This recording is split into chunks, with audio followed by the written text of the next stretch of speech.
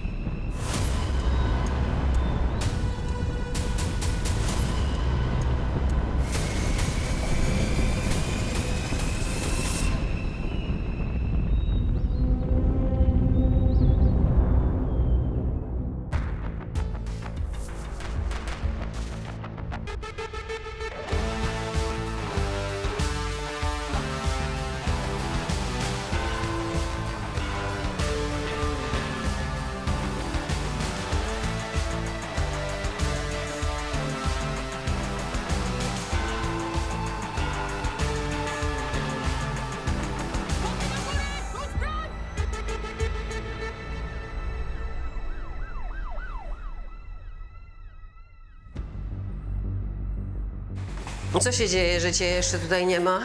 Pani Mario, ja nie mogę, ja mam dziecko. No dobra. Dorzucę drugie tyle. Teraz wystarczy? To nie jest takie proste. Zastanów się dobrze. Robisz to właśnie dla twojego dziecka. Zadzwonię. Masz godzinę, nie dłużej. Potem się spotkamy, wszystko ci wyjaśnię. Pani Mario, odezwę się jutro. Godzina, nie dłużej. Tak jak powiedziałam. I pamiętaj, będziesz mogła na mnie zawsze liczyć. W każdej chwili.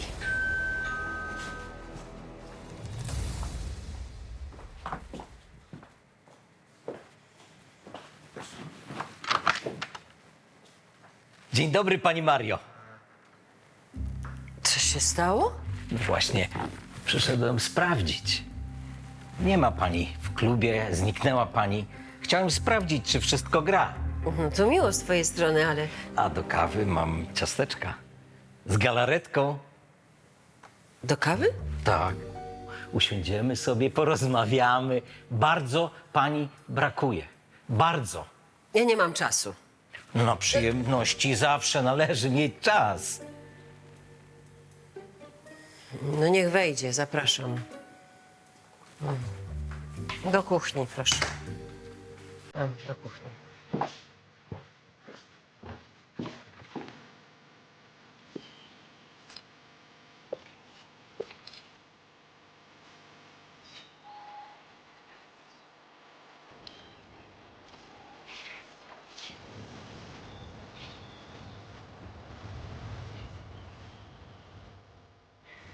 Wiadomo, że ścięła odcisków palców już nie zdejmiemy.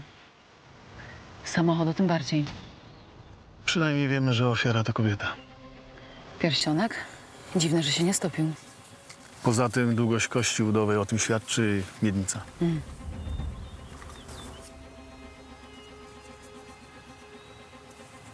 Cześć.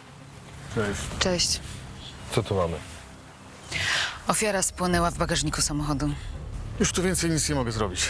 Szczątki zbadam u siebie i poinformuję o wynikach. Tak jak zawsze. Jasne, dzwoń. No nieźle, nieźle. Podejrzewałem, że identyfikacji nie ma, co? Niestety nie wszystko spłonęło. Zero dokumentów. Jeżeli ofiara była uwięziona w bagażniku, no to pewnie jakaś zemsta, wyrok, komuś się naraziła. Pytanie tylko komu? Mafii? Gangowi? Przeszkadzała mężowi? Tą tablicę znalazłem w krzakach. Dobra. W takim razie trzeba będzie ustalić właściciela tego samochodu potocznie. 0005? Co tam, piątka?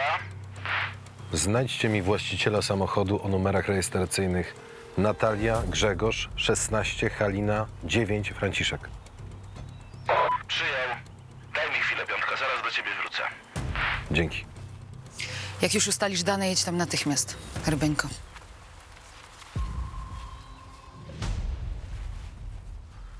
Ofiara najprawdopodobniej spłonęła żywcem.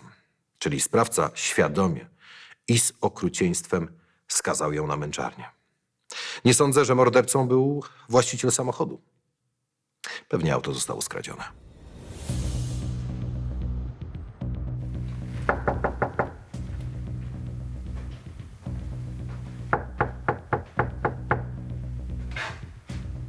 No w końcu doigrał się. A mówiłem mu, Rysiek kurwa opanuj się, ale nic, grochem o ścianę. Właśnie szukam pana Biernackiego, Ryszarda. Wie pan, gdzie go znajdę? Pewnie śpi pijany jak Bela. Rysiek, skurwielu otwiera! Spokojnie, spokojnie. Pan Biernacki mieszka sam? Jaki tam z niego pan? To zwykły szmaciarz jest. Tak samo jak to jego wywłoka. Żyć ludziom nie dają. Dlaczego? Drą się na całą kamienicę. Przed tym furiatem to każdy spierdala, a najbardziej ta jego kobieta. Bije ją? Pewnie, że bije. Co drugi dzień obrywa. Zresztą całe życie się kurwiła, to nic dziwnego, zasłużyła sobie, nie? On to Ryszard Biernacki, a ona jak się nazywa? Ludmiła. Znaczy Luśka mówimy. Nazwiska nie znam, a co?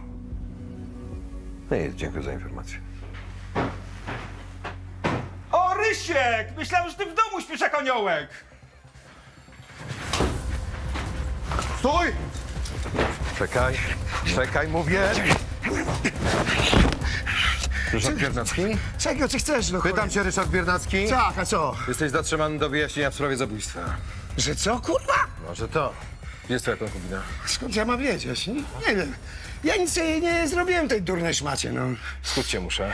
Co? Dasz rączki po dobroci, czy mam siłą? Pierdol się, gnido, pierdol się! Łapa! Łapa! Kurwa! Jestem niewinny, no. Nic nie zrobiłem. Niewinny jesteś, tak? Tak.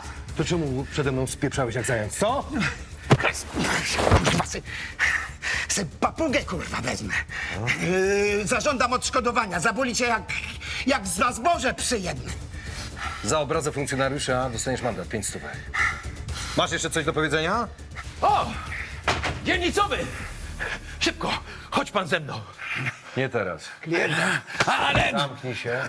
ale panie, tutaj grasuje jakaś zorganizowana szajka terrorystów. Ktoś pana zaatakował? Pośrednio, ale tak jakby mi wbili nóż w serce. No długo tak będziemy stać i gadać? Jak zawsze. Cicho. Cicho mówię. 00 do 05. Wezwałem patrol, który zabrał zatrzymanego przeze mnie konkubenta ofiary, a sam zająłem się, tym razem bez antyterrorystów, sprawą skradzionych kół. Dobrze, konkretnie niech pan powie, o co chodzi. Koła mi ukradli. 2 z przodu. No cud, że nie wszystkie. No, ale i tak jest uziemiony. A wie pan, bez auta to jak bez ręki. Niech pan pojedzie na komisariat, złoży zawiadomienie, a potem zajmę się tą sprawą. Jaja pan sobie robisz?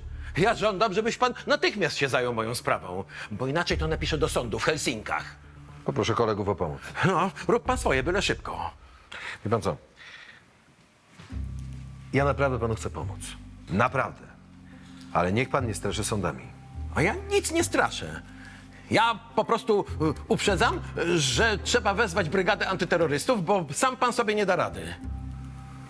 Na początku to ja spiszę notatkę. Notatkę, jasne, notatkę, a potem ten kwitek wyrzucicie byle gdzie i tyle. Psu na budę taka policja.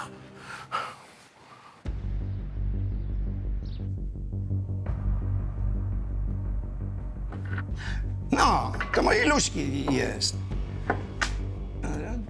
To je. Pełne imię i nazwisko, proszę. Ludmiła Szostak. A co wy mnie podejrzewacie? Przecież ja tego nie zrobiłem. Podobno pan ją bił. Awanturowaliście się. Jezu, dobra, nie będę kręcił, no. Wiadomo, że to kurwa była, no. 30 lat ten zawód uprawiała. No, ale była uczciwa, pieniądze zawsze mi przynosiła. I dla pana to było wszystko w porządku, tak? To był czysty układ. Ona pracowała, przynosiła pieniądze, gotowała obiad, gacie prała, a ja byłem jej menadżerem. I to wszystko. A może któregoś dnia przestała przynosić tyle, ile byś chciał, co? Szanowna pani, to było złoto czyste. Przecież do niej faceci się normalnie kleili jak do miodu. Ja bym miał podcinać gałąź, na której siedzę. Czy to była jak ta kura, co znosi złote jajka. No tak, no bo po co iść do normalnej pracy, prawda? No nie, ja robić nie będę. Zwłaszcza na dorywczo. Jeszcze kurwa z tym szarym muszę załatwić sprawę, a bez niej ja nie wiem jak. Co się wczoraj między wami wydarzyło? Co się wydarzyło? Nic się nie wydarzyło. Tak, Luśka wróciła o 8 wieczorem do domu. Przyniosła żarcie od Chińczyka, flaszkę dla mnie. No i to wszystko. No i co było dalej? Ja wypiłem tę flaszkę, bo taki nieswój byłem, a ona powiedziała, że bierze auto i wróci za 2 godziny. No i tyle. Co było dalej? No dalej, rano się obudziłem, patrzę, nie ma tej wywłoki. No i to wszystko. Ale ja mogę ten pierścionek zatrzymać? Pierścionek zostaje u nas. I z czego ja kurwa teraz będę żył, co? Z zasiłku? Wydmy. Wiatr od morza. Proszę sobie wyobrazić. Wolę sobie tego nie wyobrażać. A w góry to też jesienią. Kolorowe liście, zapach lasu. Zdecydowanie wolę zapach miasta. Zapach spalin i kurzu na ulicach. To dokładnie tak jak ja. A śniadanie już pani jadła? Słucham? No bo ja byłem taki zaoferowany tym spotkaniem i panią, że niczego nie przełknąłem od rana. A jak mam to rozumieć? Jajeczniczkę bym zjadł. Taką na masełku, z szyneczką, taką domową. Na Gorczaku mówią, że tylko pani umie taką zrobić, że jest pani mistrzynią. Basta. Dość tego. Kawę dostałeś. Ciasteczko z galaretką też. No. Za kwiaty dziękuję. A na jajeczniczkę to do baru mlecznego. Wynocha! Pani Mario, ja bardzo przepraszam, ja naprawdę nie chciałem nic złego. Przecież pani wie, że ja nie... Wynocha!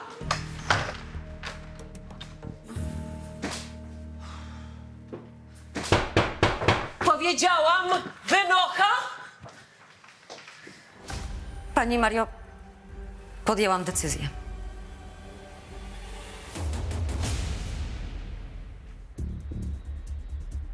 No chcę tylko powiedzieć, że moi Luśki to nie wszyscy lubili.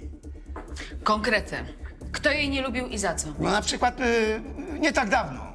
Przyszła z potłuczonym ryjem do domu i pytam, co się stało. Ona mówi, że ta druga jeszcze gorzej wygląda. No a poszło rewir. Czyli? Luśka łapała klientów wszędzie. Przy warzywniaku, w drodze na pocztę, na ulicy, w parku. No i to się właśnie Wiolce nie podobało. A wiem o tym, bo rozmawiał ze mną ten jej Alfons. I mówił, że Luśka łazi sobie gdzie chce. Jak nazywa się Alfons tej Wiolki? A sorry, piękna, już wam dosyć naopowiadałem. Gdybym jeszcze ten pierścionek dostał, to może, ale tak to radźcie sobie sami.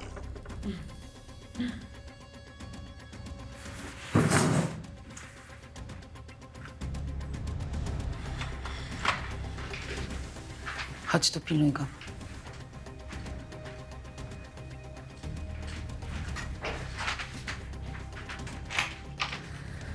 Oj, złodziutki, nieźle. Sprowadź mi tu tę Wiolkę. Bez problemu, chyba ją kojarzę.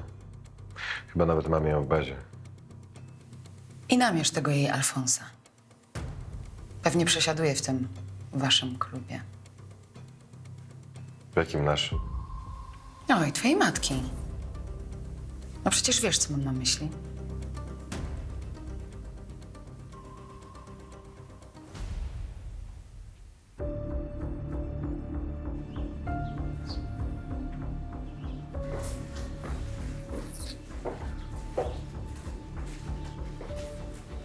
Po co tu przyszedłeś, przystojniaku? Lepiej się tu rozmawia. To my będziemy rozmawiać? Przed czy po?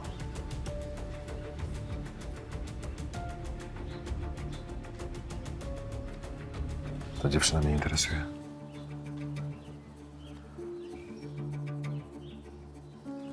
Kurwa. To już przesada, ja? Co? Nie podobam ci się? Czego mi brakuje? No co ci ta stara rura? Nie twój interes. Gdzie ją znajdę?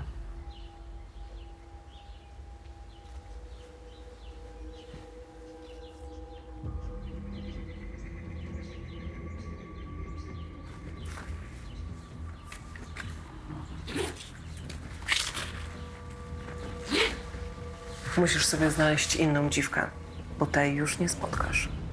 Wyprowadziła się stąd? Wyprowadziła. Na dobre. Na Gorczak już nie wróci, przysięgam. Niedobrze. Słuchaj, misiu. Luśka to stara rura. Stać cię na młodsze, zgrabniejsze, milsze. Takie jak ja. To jak będzie co? Wiesz, jak będzie? Aspirant Andrzej Potoczny. Pojedziemy na komisariat, tak będzie. Ja pierdolę, zwijasz mnie przez tą starą wywłokę? Pójdziesz sama, czy mam ci pomóc, Wielka?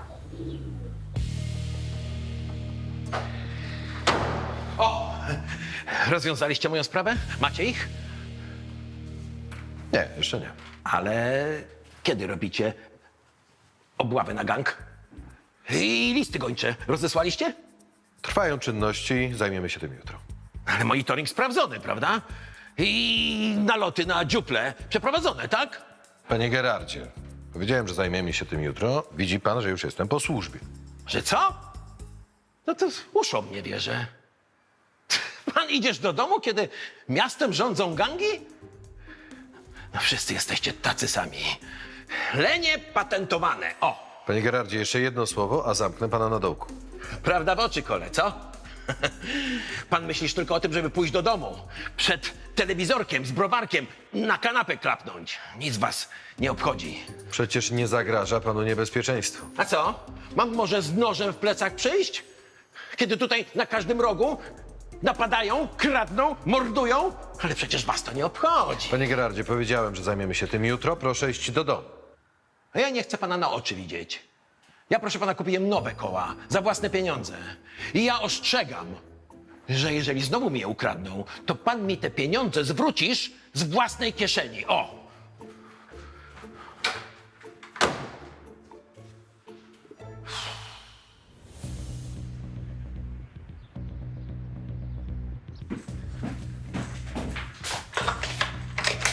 Halo, pobudka. To nie jest hotel. Nie stać was na jakiś porządny materac? Obywatel ma prawo. Słuchaj, jesteś podejrzana o zabójstwo Ludmiły Szostak. Jak trafisz do pierdla na dłużej, to będziesz miała dość czasu, żeby powalczyć o lepszą pryczę. Co ty pierdolisz, kobieto? Luśka nie żyje? No patrz, no. Ale ja nie mam nic z tym wspólnego. Wczoraj mówiłaś policjantowi, że ją załatwiłaś, więc chyba jednak masz. Ta pinda mnie wkurzała. To nie była żadna tajemnica. Wchodziła mi w paradę i nie rozumiała, że ma spierdalać. Rozumiem. A teraz masz cały Gorczak dla siebie? Poskarżyłam się swojemu opiekunowi. On jest od takich spraw. Miał jej tylko przemówić do rozumu, nie zabijać. Jak nazywa się twój opiekun? Nie powiem. Albo podasz mi na miarę na swojego Alfonsa, albo bekniesz za to zabójstwo. Ale Marcel mnie zabije. Jak trafisz do pierdla, to i tak cię dopadnie. A nie, czekaj. Jak będziesz kiblowała w pierdlu, to on sobie znajdzie nową panienkę. Więc mówisz czy nie?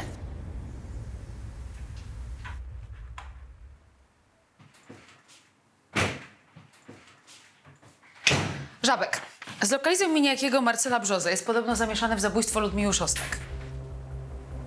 Kto to jest? Alfons, Wiolki, którą wczoraj zapuszkowałeś. Dobra. Też coś dla ciebie mam. Popatrz. To bilingi telefonu ofiary i dość często powtarza się jeden numer. Ostatni raz ofiara dzwoniła na ten numer 2 godziny przed śmiercią. Czyli po wyjściu z domu, gdzie zostawiła pijącego konkubenta. Właśnie. Technicy ustalają miejsce ostatniego logowania telefonu. Dobra, przejdę się do nich, wezmę namiary i odwiedzę właściciela tego numeru. A ty, proszę cię, zajmij się tym Alfonsem. Pysiu. Dobra.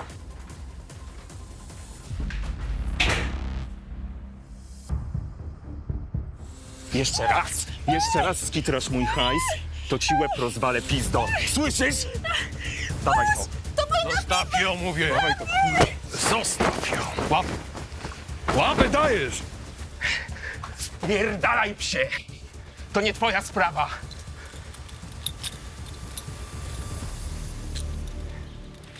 Można kurwa lżej? Nie można. Nic pani nie jest? Daj mi spokój, sama sobie poradzę. Tylko zabierz tego zjeba. Jeszcze się policzymy, suko. Co damski bokserze? Gówno. Marcel Brzoza, co? Jesteś zatrzymany w sprawie zabójstwa Ludmiły Szostek. Człowieku, co ty mówisz? Ja nawet palcem nie tknąłem tego babsztyla, słyszysz? Aha. Wielka powiedziała, że załatwiłeś jej konkurencję. Nie jestem mordercą. Pogadałem z jej Ryśkiem. Ja się nie wdaję w babskie pyskówki. Teraz mi dasz rączki grzecznie do tyłu. I spokojnie. Trochę dziwne, że się nie zdziwiłeś, jak mówiłem o tym, że nie żyje. Idziesz. A co? Mam płakać za starą raszplą? Podkradała klientów dziewczynom. No to widocznie dostała od kogoś za swoje, kurwa. Ktoś z tej trójki, konkubent, Alfons albo prostytutka, która miała zatarg z denatką, był winien. Albo wszyscy razem za tym stali. I żeby utrudnić nam śledztwo, zwalali winę jeden na drugiego. Panie dzielnicowy! Boże, jak gorąco jest.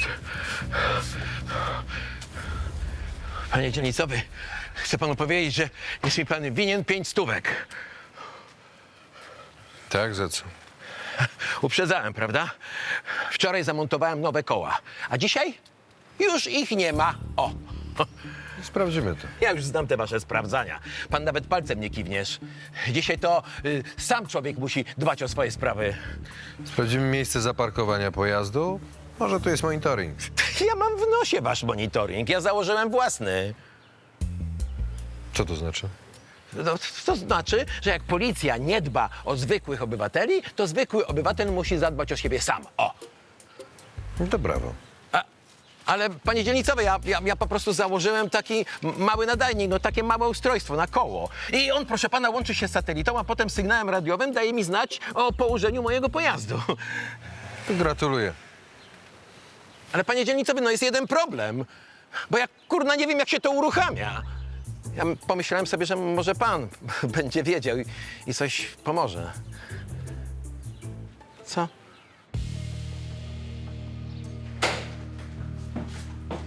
Nie szarp się. Spokojnie.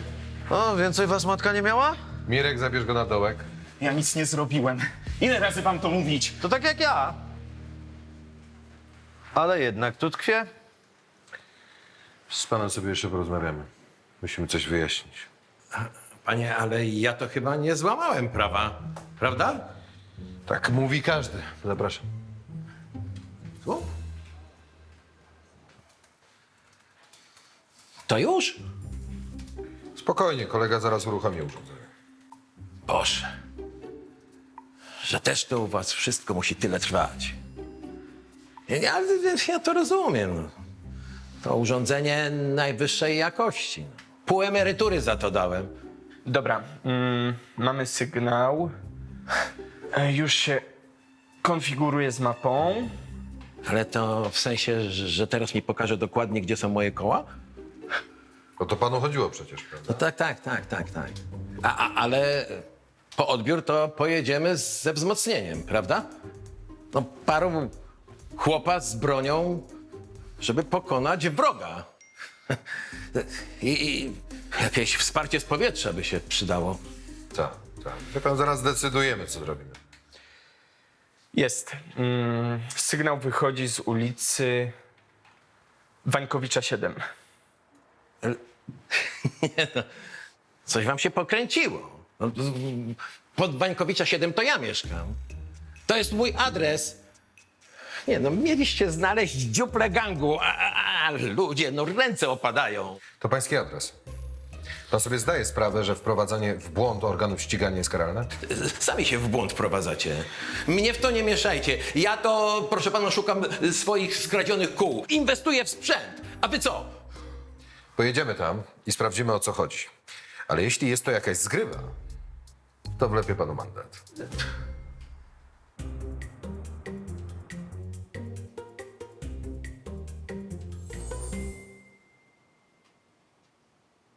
Nie wiem, jak one się tutaj znalazły. Naprawdę. No przecież sam ich sobie nie ukradłem. Ktoś jednak je tu przyniósł. To chyba nie był złodziej, prawda, panie Gerardzie? Kto ma jeszcze dostęp do tej piwnicy oprócz pana? No, ja, żona, syn, ale on się już wyprowadził. Rany boskie! Sąsiadka już mówiła, że tutaj wchodziliście. Kochanie, koła się znalazły, popatrz. Są. Aspirant Andrzej Potoczny, komisariat na Gorczaku. Pani mąż zgłosił kradzież, ale okazało się, że znaleźliśmy się w państwa piwnicy. Bo ja wierzę, panie władzo, że pan mnie zrozumie. A może pani konkretnie powiedzieć? Bo te koła to my, to znaczy z synem Jackiem wykręciliśmy z samochodu. Ty z Jackiem? Ale... Po co? Żeby ciebie chronić, ciebie i innych. Bo byś się rozbił w tym swoim samochodzie w biały dzień na prostej drodze. Ale ty niczego nie rozumiesz. Ty i Jacek przeciwko mnie? Przecież wystawiliście mnie na pośmiewisko. A ile razy ci tłumaczyłam i mówiłam, że ty już nie możesz prowadzić samochodu, ale do ciebie nic nie dociera. Może pani jaśniej mówić? Panie władzo, mój mąż ma coraz bardziej słaby wzrok. W nocy jest ślepy jak kret. W dzień również nie jest lepiej. A on nie może prowadzić samochodu. To bzdura. Proszę ją aresztować. Natychmiast. Do mamra z tą złodziejką. Panie Gerardzie, skoro pańska żona posunęła się do tak ostatecznych czynów, to możliwe, że jest w tym jakiś sens. Ja się z tobą rozwiodę, Lucyna. Ja nie będę pod jednym dachem mieszkał ze złodziejką i konfidentką. Nie ma mowy. Stary uparty cap. Panie Gerardzie, na początku wezmę od pana prawo jazdy. A jeżeli pan będzie chciał je odzyskać, to niech pan się zgłosi do lekarza na badania. Co? To jakaś zmowa. Nie będziecie mi mówić, co ja mam robić. Nie.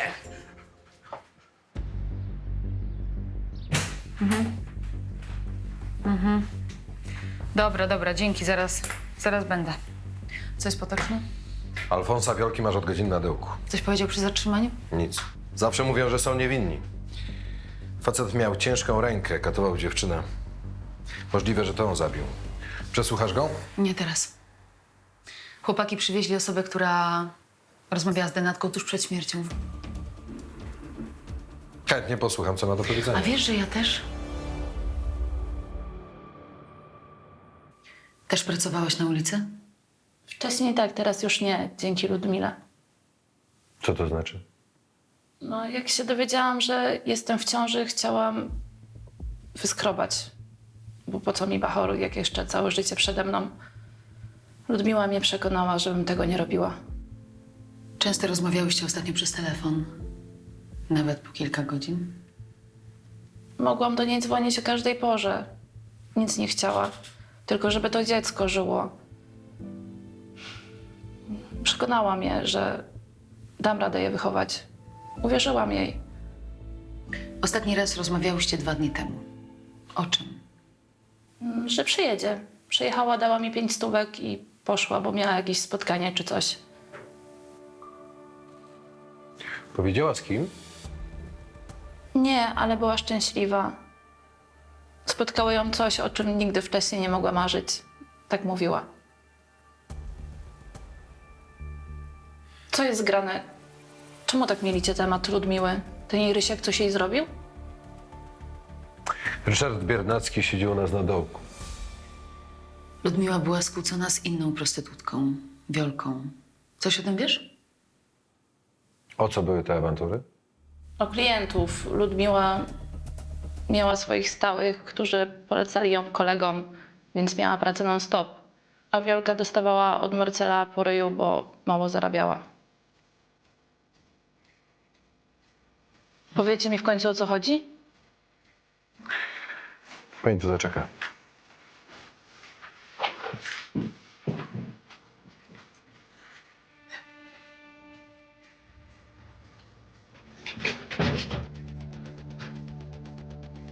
Czyli nic nie wie o śmierci Ludmiły Szostak. I ze względu na jej stan boję się jej o tym powiedzieć potocznie.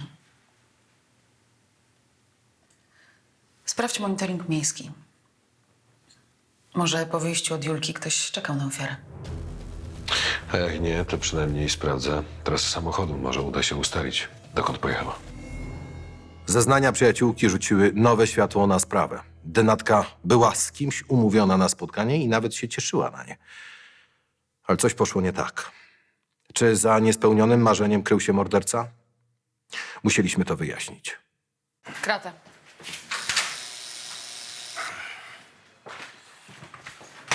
Pana sąsiad potwierdził pana alibi. Okazuje się, że garowaliście całą noc. No tak, wychlał większą połowę gad jeden, a potem nawet nie chciał po drugą flaszkę skoczyć, no.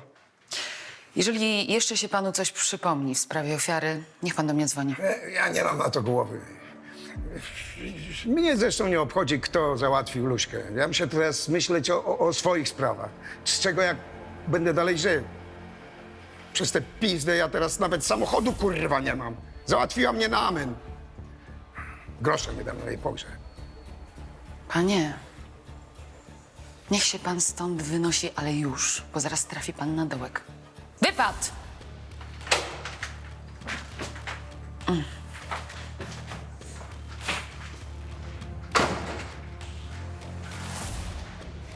Co, tego wypuściłaś? Jak widać. Słuchaj, sprawdziłem monitoring Straży Miejskiej i okazuje się, że denatka wyszła od ciężarnej dziewczyny, wsiadła w samochód, przejechała kilka przecznic i zatrzymała się przy Grunwaldzkiej. Po co? Czekał tam na nią chłopak, zabrała go. Klienta? Bardzo prawdopodobna. Mam jego zdjęcie, tylko trochę niewyraźne, bo jest to stop klatka z monitoringu. Zawsze coś. Dobra, idziemy na Grunwaldzką. Może ktoś go tam rozpozna.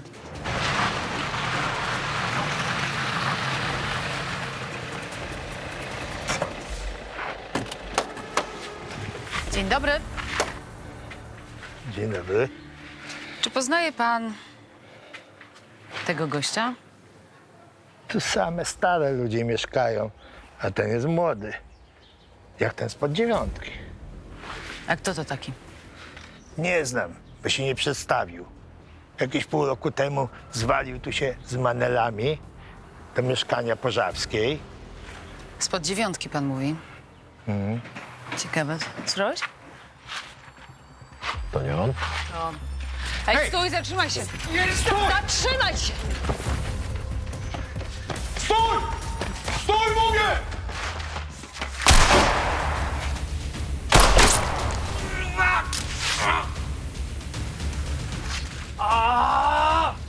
Odrzuć broń.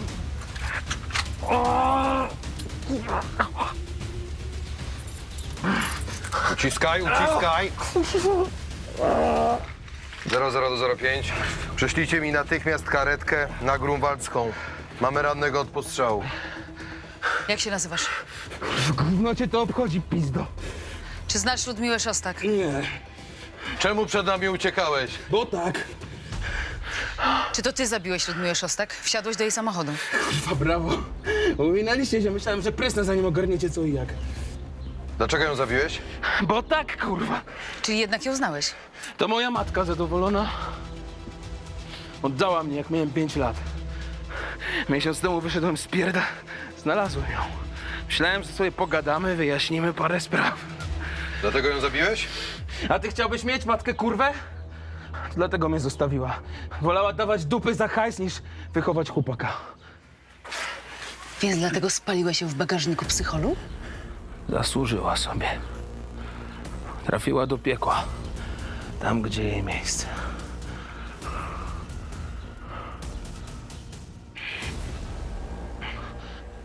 Spotkanie z prawdą o kimś bliskim może zniszczyć nam życie.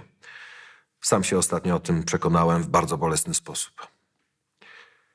Ale spalenie człowieka żywcem, żaden ból, żadne rozczarowanie nie usprawiedliwia czegoś takiego.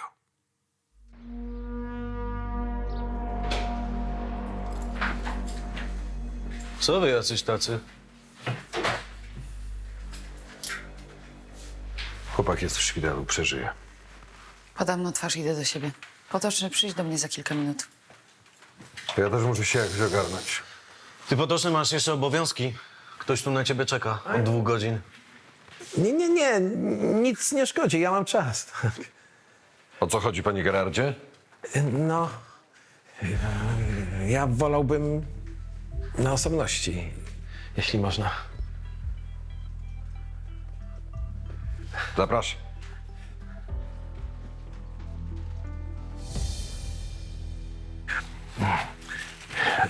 Moja żona, Lucynka, upiekła specjalnie dla pana. No, od serca, z wdzięczności. O, bo to dzięki panu. No, może trochę pod przymusem, ale jednak poszedłem się zbadać. Co powiedział lekarz? No przecież pan wie, że jak zobaczy, że wsiadam za kierownicę, to mi osobiście nogi z dupy powyrywa. No tak. No ale gratuluję, że przyjął pan tę decyzję na klatę. Panie dzielnicowy, ja to prawko zrobiłem jeszcze w wojsku. No, miałem 19 lat. No i od tamtej pory to całe życie za kółkiem. To teraz to jakby mi ktoś rękę odciął. Wiem. Ale wymyśliłem. Wymyśliłem, co będę robił. Zajmę się wędkarstwem. Zawsze chciałem, tylko nie było czasu. A nad rzekę to zawiezie mnie żona. Panie Gerardzie, taka żona to prawdziwy skarb. Niech pan o nią dba i niech pan jej podziękuje również ode mnie. Jasne. Dziękuję.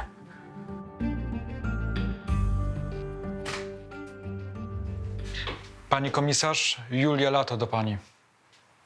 Dzięki.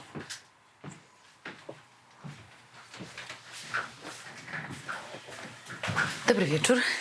Julia, jak się czujesz? Dziękuję, w miarę dobrze. Cieszę się. Dziękuję, że go złapaliście. Nie mieści mi się w głowie, że rodzony syn ją tak potraktował. Chociaż i tak miała cholernie ciężkie życie. A mimo tego nadal była dobrym człowiekiem. I co jej z tego pozostało? Nawet mojego dziecka nie zobaczy, a tak o nie walczyła. Julia, poprosiłam cię o spotkanie, bo ktoś powinien zająć się pogrzebem. No tak. Pewnie ten jej facet nawet palcem nie kiwnie, tak?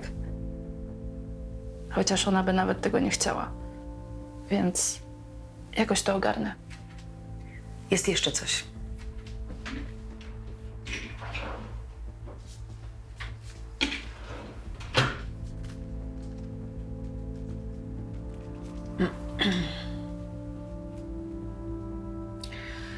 To jest jedyna rzecz, która została po pani Ludmile Szostak.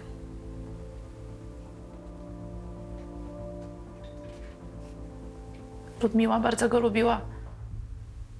Wie pani, ostatnio cały czas mi powtarzała, że jestem w stanie w życiu coś osiągnąć. Tylko żebym się nie poddawała. Bo masz dla kogo się nie poddawać. Pani Ludmiła oddała swoje dziecko i przez to cierpiała przez całe życie. Chciała ci tego oszczędzić. Po pogrzebie wyjadę z kurczaka. Zacznę swoje życie od nowa. Moja córka nigdy się nie dowie, kim byłam. I będzie dumna ze swojej mamy. Przysięgam. I Luśka też będzie ze mnie dumna. Wiem.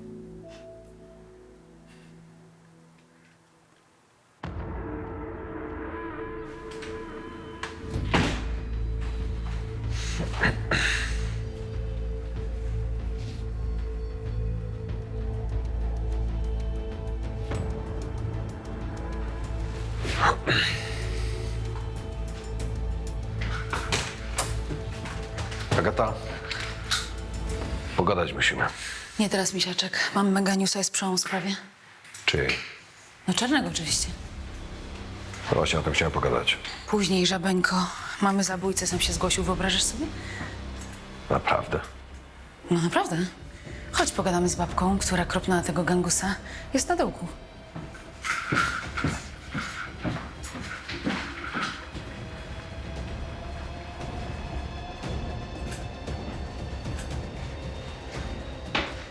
Komisarz Agata Rychlik. To ja prowadzę sprawę Szymona Czarneckiego, czyli Czarnego. To ja go zabiłam. Pani? Ten skurwiel zabił mojego brata. Pamięta pani Janka, panie Potoczny, prawda? Pani komisarz też. Został zastrzelony i oskalpowany na polecenie Czarnego. A wy nic nie zrobiliście, puściliście go wolno. Nie było wystarczających dowodów. Dla mnie były. Czyli przyznaje się pani do winy, tak? Zabiłabym go jeszcze raz i jeszcze raz, gdyby było trzeba. A dlaczego pani się przyznaje akurat teraz? Potrzebowałam czasu na uporządkowanie swoich spraw. Teraz mogę stanąć przed sądem i ponieść konsekwencje.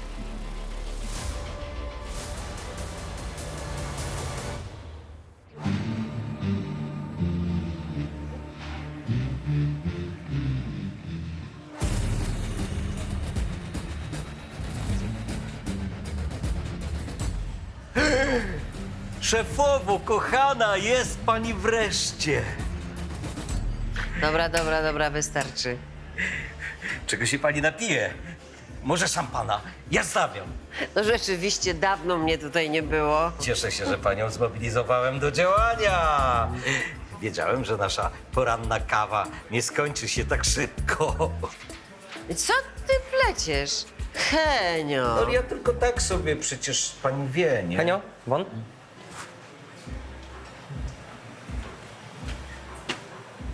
Cześć, mamo, coś się stało? A co niby miało się stać? No. Przyszłam do swojego klubu. No widzę. Tylko że ja mam dzisiaj parę ważnych spotkań i to ciebie nie dotyczy. A, chyba mylisz się. Właśnie mnie dotyczy. Mamo, umawialiśmy się przecież. Ty zajmujesz się klubem, ja całą resztą. Ale to się zmieniło. A teraz będziemy się dzielić wszystkim równo, pół na pół. I wreszcie zaczniesz mnie traktować z należytym szacunkiem. A jak nie, to gorzko tego pożałujesz, Marcin.